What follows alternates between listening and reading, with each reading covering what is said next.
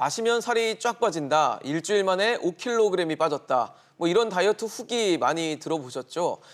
하지만 이런 광고 중에도 허위 광고가 많은데 허위 광고로 인해서 SNS 상품 판매가 급증했다고 합니다. 네, 유명인이 SNS를 통해서 홍보하거나 또 입소문을 타고 판매되는 상품에 대해서 이제 식약처가 조사에 들어갔습니다. 인기 있는 일부 제품에서는 쇳가루가 검출되면서 제품 판매 중단과 회수 조치에 나섰습니다. 점점 더 늘어나는 SNS 허위, 과대 광고 어떻게 대처해야 될까요? 자세한 내용 전문가와 짚어보겠습니다. 정철진 경제평론가입니다. 어서 오세요. 네, 안녕하십니까. 네. 평론가님, 사실 네. 요즘에 뭐 인터넷 안에서도 카페, SNS 등에서 이런 다이어트에 효능이 좋다, 뭐 이런 입소문 난 제품들이 뭐 저는 잘 모르겠는데 엄청 많더라고요. 개수를 세지 못할 정도로 많던데 네. 실제로 어떤 식품들이 요즘에 좀 유명하고 실제로도 좀 많이 팔리고 있는지 궁금하거든요. 그렇습니다. 이 다이어트 제품 같은 경우에는 좀 트렌드를 탑니다. 그래서 그때 약간 바뀌기도 그런 하고 거죠. 순간적으로 폭발적인 판매가 됐다가 사라지기도 하는데요. 예. 이번에 또 문제가 됐던 제품 2개는 실질적으로 최근에 가장 다이어트로 인기가 많은 제품이었습니다. 바로 새싹보리 분말이라는 것과 예. 레몬밤 차. 이 2가지가 집중적으로 잘 팔리고 있고 이번에 또 문제가 됐던 거였었는데요. 네.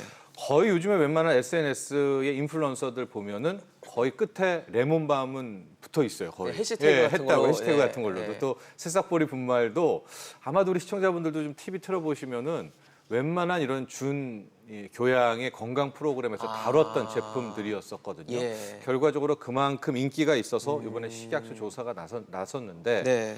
좀 이따 말씀드렸지만 결과는 굉장히 좀 참담했었습니다. 지금 말씀해주신 새싹보리 분말이 어떤 성분 때문에 다이어트에 효과가 있다라고 지금 알려진 네, 거죠? 찾아봤는데요. 예. 이제 사포닌이라는 이제 간의 해독 기능을 굉장히 높이는 이제 그런 성분이 이게 집중적으로 홍삼 같은 데 들어있지 않나요? 그렇습니다. 하고 폴리코사놀 같이 이렇게 밑에 뿌리에 붙어 있다라고 하는데 그래서 그걸 분말 형태로 해서 물이라든가 우유에서 이렇게 타서 마시는 그런 쪽으로 많이 홍보도 됐고 프로그램도 나왔는데요. 예. 이게 간의 해독 작용과 순환 기능을 높이게 되니까 자연스럽게 뭐 당뇨라든가 고혈압이든가 뭐 변비에 좋다라고 하고 그러니까 성인병도 좋고 콜레스테롤을 조절하는 기능이 있어서 이게 몸의 순환 작용이 좋아지면 어떻게 됩니까? 자연스럽게 다이어트까지 살이 빠진다. 뭐 이렇게 돼서 많은 뭐 광고와 홍보들이 나왔었던 그런 제품이죠. 지금 평론가님 말씀 잠깐만 들어도 저는 살짝 혹했거든요.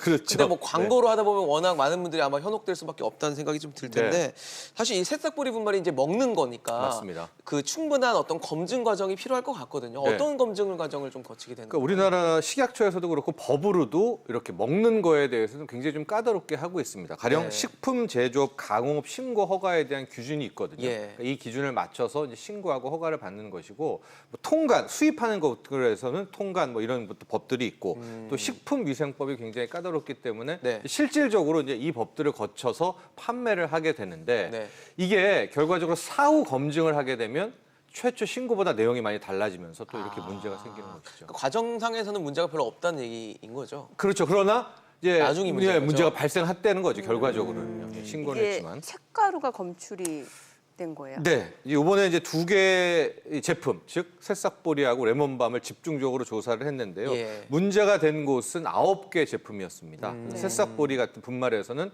대장균, 쇳가루, 대장균이요? 예, 그다음에 타르색소가 검출이 됐었고요.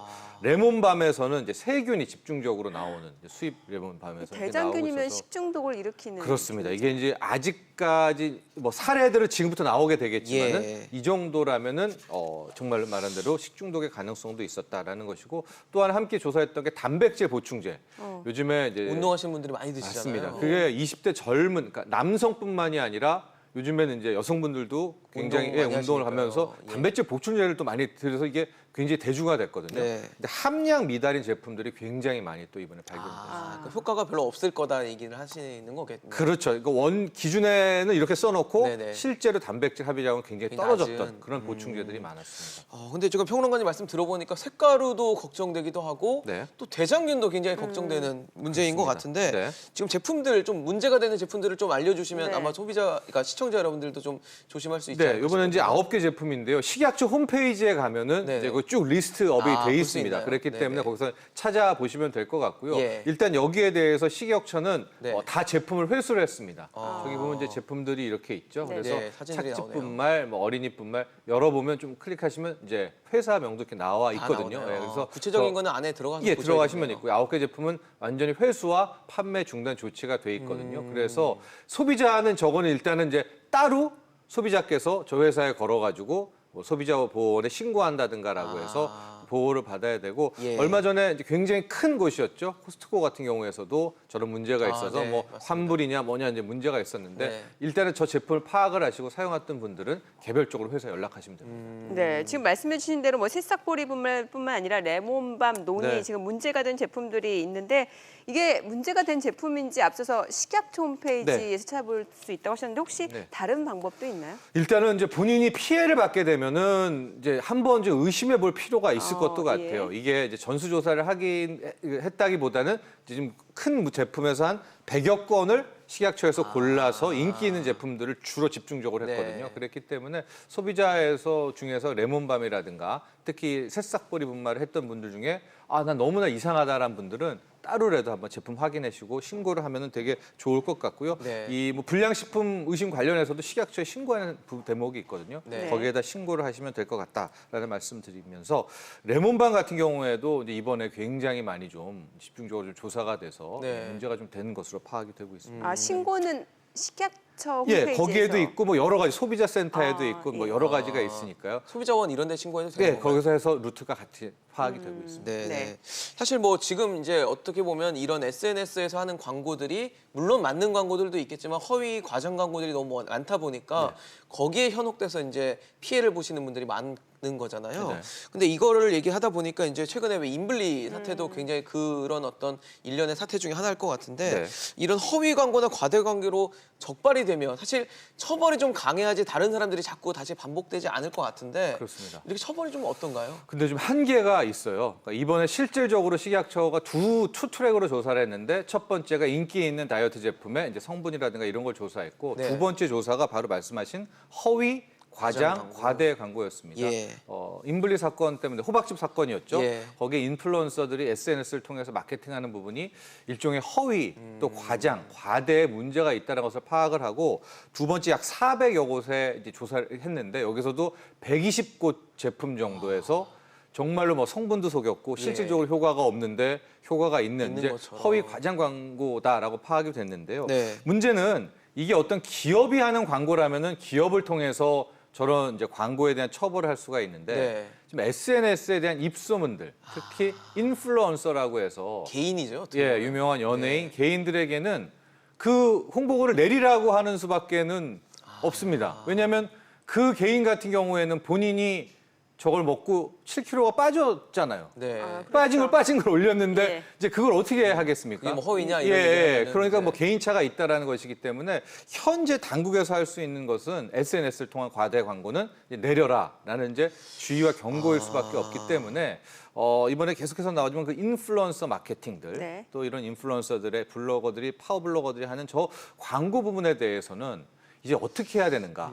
그래서 혹시 인플루언서들에 대한 직접적인 처벌도 해야 되는가도 앞으로 향후 논란이 될 것 당국의 같습니다. 숙제일 수도 있겠네요. 그렇습니다. 네, 이게 사실 더 문제가 되는 게 일반 광고는 광고라는 구분이 딱 가잖아요. 네. 그런데 이게 SNS 상에서 인플루언서들이 마케팅하는 건 이게 광고인지 아닌지 사실 구분이 어렵거든요. 네, 그래서 그러다 보니까 허위 광고, 과대 광고가 지금 더 지금 만무하는 것 같은데 이런 상황에서 우리 시청자분들, 소비자가 만약에 그 상품에 관심이 있다라고 하면은 어떤 점을 좀 주의를 해야 될까요? 그렇습니다. 이거 정말 소비자의 선택의 몫이기도 한데요. 네. 저도 약간 트렌드를 못 쫓아가는 게 이런 어떤 인플루언서라든가 이런 분들이 실은 가령 화장품을 만든다. 화장품 전문가는 아니잖아요. 네. 그러니까 저는 이렇게 보면서도 실제 화장품은 어떤 기업의 화장품을 살 것 같은데 네. 요즘 소비자들은 완전히 좀 다릅니다. 네. 그러니까 자신이 좋아하는 맞습니다. 인플루언서들이 권하는 특히 그분이 만든 화장품도 막 구입을 하거든요, 하죠. 예, 고가에. 하더라고요. 그렇기 때문에 이런 바뀐 소비자 트렌드를 우선 당국이 좀 파악을 해서 주의를 좀 해야 될 것 같고 예. 개별적으로 소비자분들은요, 인플루언서들을 믿고 따르는 것도 중요하지만